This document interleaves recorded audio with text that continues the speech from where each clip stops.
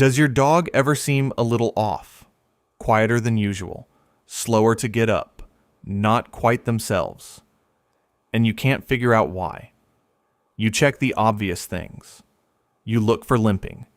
You look for whimpering, and everything seems fine. But here's the problem. That's exactly what your dog wants you to think. Dogs don't show pain the way we expect them to. In fact, the more they trust you, the harder they work to hide it. And by the time the signs become obvious, the pain has often been building for weeks, sometimes months. We're going through 7 of them today, and some of them, especially the one about what your dog does with their face when no one's looking, are going to completely change the way you read your dog. Because most of these have nothing to do with limping or crying. Most of them look like nothing at all. Let's start with the one hiding in every single greeting. 1. The greeting that's gotten quieter. Have you ever noticed your dog takes just a little longer to get up when you come home? Maybe they still wag their tail, still make it to the door. But there's a beat of hesitation before they rise that wasn't there 6 months ago. Most people chalk this up to age, or the dog just being comfortable where they were. It seems like nothing. It reads as contentment. But here's what's really happening. That pause, that single moment between hearing you walk in and actually standing up, can be one of the earliest signs of joint pain.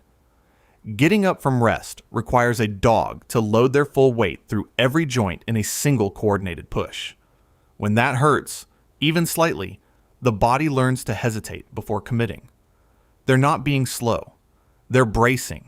Veterinary rehabilitation specialists have documented this transition hesitation, the delay between rest and movement, as one of the earliest detectable signs of musculoskeletal discomfort in dogs, often appearing weeks or even months before any visible limping begins. The reason it's so easy to miss is that the dog still gets up. They just paused first. That pause isn't laziness.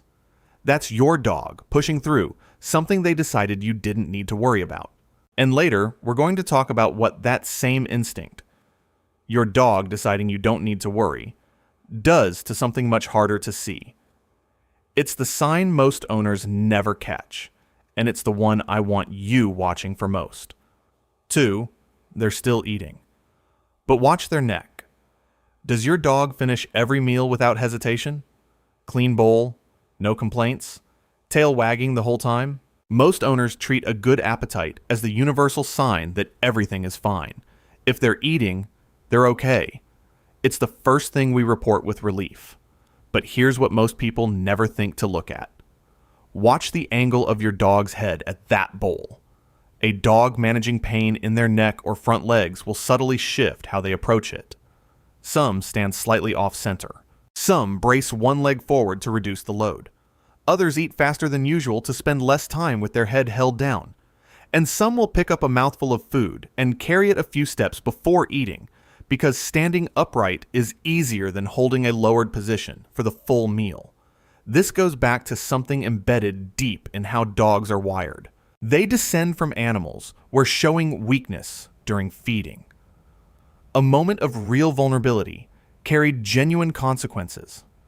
The instinct to mask discomfort, especially while eating, isn't a decision. It's ancient. It's automatic. They're not hiding pain because they want to deceive you. They're hiding it because millions of years of instinct gave them no other option. And that instinct, the one that makes them mask pain specifically when you're watching, runs much deeper than meal times. We'll get there before this video is over, and it's going to be hard to hear. And hey, if this is already changing the way you're going to look at your dog at dinner time tonight, hit that like button and subscribe.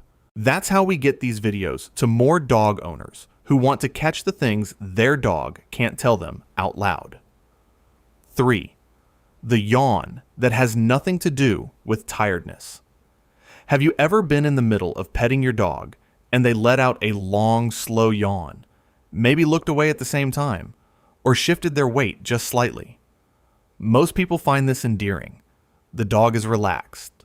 You're both having a calm moment. You keep petting. But in canine body language, a yawn during physical contact especially paired with a turned head or a subtle weight shift, is a displacement behavior. It means something in that interaction is causing low-level discomfort that the dog doesn't know how to communicate directly. When a dog is touched somewhere that hurts, their first response is almost never to growl or pull away. Their first response is to signal in the quietest, most non-confrontational way they can. A yawn, a slow lip lick, a blink, and a look somewhere else. Researcher and dog behaviorist Turid Rugas identified these as calming signals, a system of micro-behaviors dogs use to communicate discomfort without escalating conflict. Veterinary behaviorists have since noted that many of these same signals appear during physical pain, not just social stress. The dog isn't asking you to stop because they're difficult. They're asking because that spot hurts. That yawn wasn't boredom. That was your dog asking as politely as they possibly knew how. 4. They're suddenly sleeping in different spots. Has your dog switched where they sleep recently? Maybe they abandoned a favorite bed, started choosing the hard floor instead, or began settling into a corner they never used to care about. Most owners figure the dog just wanted a change. Maybe it's warmer near the vent now. Maybe they're bored of the old bed. It barely registers. But here's what most people don't realize. Location changes in sleeping behavior are one of the most consistent early signals in veterinary pain assessments. A dog adjusting to new pain is constantly problem-solving. Soft surfaces that once felt comfortable can create pressure points around an inflamed joint. Getting on and off a raised bed requires impact through the legs on landing. A dog developing a spinal issue may find that a hard, flat, cool floor actually reduces discomfort by spreading pressure differently. They can't tell you the bed hurts, so they just quietly stop using it. The Glasgow Composite Measure Pain Scale, a clinical tool developed at the University of Glasgow's School of Veterinary Medicine and used by veterinarians to assess pain in dogs, incorporates changes in resting behavior and location preference as behavioral indicators of chronic discomfort. The floor they moved to wasn't random. It was the best solution they could find on their own. They didn't abandon their favorite spot because they moved on. They abandoned it because staying there cost them something. And they never said a word. 5. The lick that never heals. Does your dog lick the same spot over and over? A paw, a joint, a patch of fur along their leg. Even when there's nothing visibly wrong with the skin? Most people assume it's allergies. Maybe something they stepped in. You check, find nothing, and move on. If it keeps up, you put a cone on them for a while. The licking seems like the problem. But here's what most people don't realize. Repetitive, localized licking, especially over a joint, at the base of a limb, or along the spine, is frequently a pain response with no external cause at all. Dogs don't have the option of reaching into their experience and pointing to where it hurts. What they have is their mouth. Licking stimulates local nerve endings and triggers a brief release of the body's natural pain-relieving compounds. It is, in the most literal sense, self-medication. And the location they return to again and again is almost always the location that hurts. And here's where it gets harder to ignore. Veterinary dermatologists recognize a condition called acral lick dermatitis, where the licking itself eventually damages the skin, creating a visible wound that finally brings the dog to a vet, while the underlying cause was pain or nerve irritation the whole time. The wound becomes the thing everyone treats. The pain that caused it never got a name. That lick isn't a habit or an itch. That's your dog doing the only thing they could think of to feel better. Quietly. Alone. Hoping you wouldn't notice. 6. What their face does when they think you're not looking. Have you ever glanced at your dog from across the room? They're just lying there. Haven't heard their name. Don't know you're watching. And something about their expression seemed heavier than usual? Harder to name? Most people dismiss it immediately. You're projecting.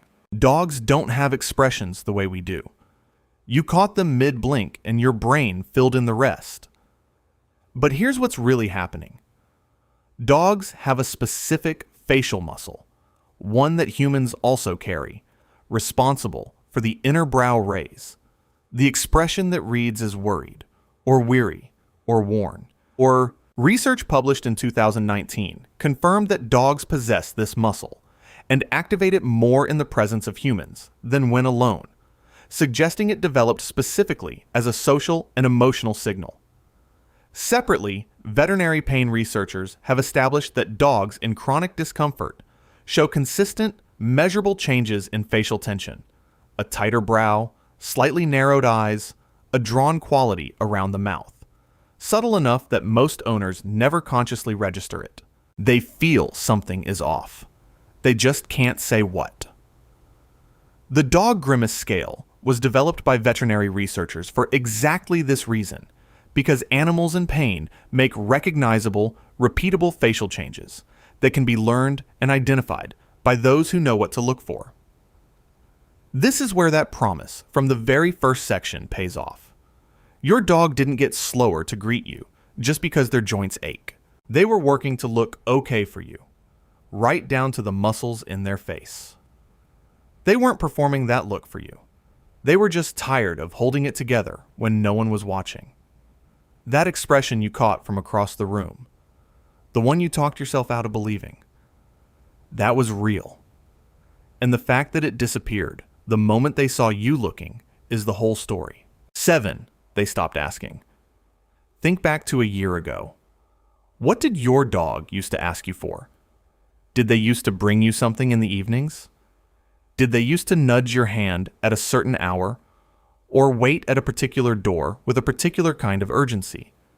And when exactly did that stop? Most owners don't notice when a dog goes quiet. Not really. Because when a dog stops asking for things, the house stays peaceful. There's nothing to manage. It looks like a dog who has finally settled, calmer, more mature. People say he's mellowed out, or she's just getting older, and they mean it as something good. But here's what's really happening, and this is the one I mentioned early on, the one that's going to be the hardest to sit with. When a dog stops seeking interaction, stops initiating play, stops asking for walks, stops finding you in the evenings, one of the most common explanations isn't age. It isn't contentment. It's chronic pain. Because every one of those behaviors requires the dog to want something badly enough to move toward it. And when movement carries a cost, they stop wanting out loud.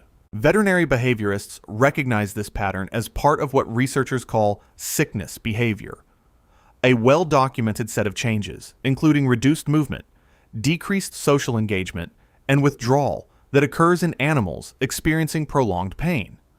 The biological purpose is conservation. Reduce energy, reduce exposure, wait. But in a home environment, what that looks like is a dog who has slowly stopped participating in their own life. And because it happens gradually. A little less enthusiasm this month than last. A little less last month than the one before.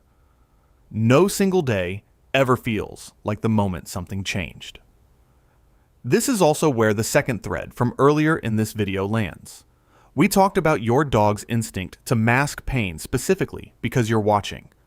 The ancient wiring that makes them perform wellness for the people they love. That instinct doesn't just shape how they eat or how they greet you.